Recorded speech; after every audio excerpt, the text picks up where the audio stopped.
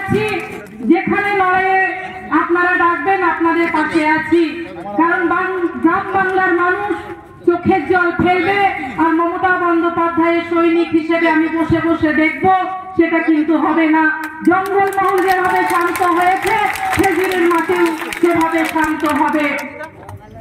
আমি আপনাদেরকে বলতে চাই যে বিজেপির নেতারা বড় বড় ভাষণ দিচ্ছিল, 400 পার 400 পার। আজকে বাংলা থেকে যেভাবে আমরা বিতাড়িত করেছি, আগামী দিন একটা পতাকা বিজেপির এই বাংলায় থাকবে না। তাই সংঘবদ্ধ হয়ে লড়াই করুন, সামনে উন্নয়নের কান্ডারি মমতা বন্দ্যোপাধ্যায়ের হাতকে শক্তিশালী করুন। আমি আশা করব এই এলাকার প্রত্যেকটা মানুষ আজকের পর থেকে এক হয়ে লড়াই করবেন। আমরা প্রতিবাদ করতে চাই, গর্জে উঠতে চাই।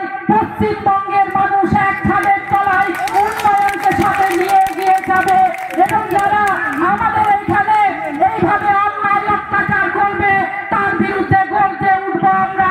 এই প্রতিজ্ঞা এখান থেকে নিয়ে যেতে হবে আমাদের সবাইকে।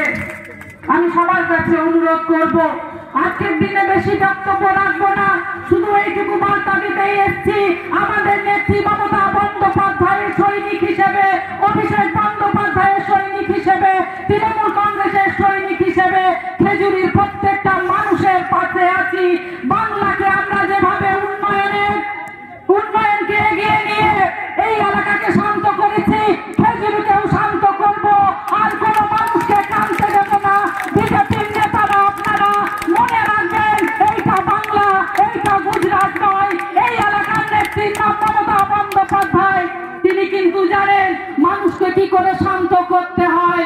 তাই যারা এখনো ওই যে 400 পার 400 পার করতে করতে শূন্যই ঠেকেছে, মনের দুঃখে যে অত্যাচার গুলো করছেন বন্ধ করুন। কারণ আপনাদের বাড়িতেও মা বোনেরা আছে, আপনাদের আত্মীয় স্বজন আছে। তৃণমূল কংগ্রেস যদি নিজের গন্ডিটাকে পেরোতে পারে তাহলে মনে রাখবেন বাংলায় আপনাদের কিন্তু জায়গা হবে না। এই বলে আমি সবাইকে যথাযোগ্য স্থানে সম্মান জানিয়ে বড়দের প্রণাম, ছোট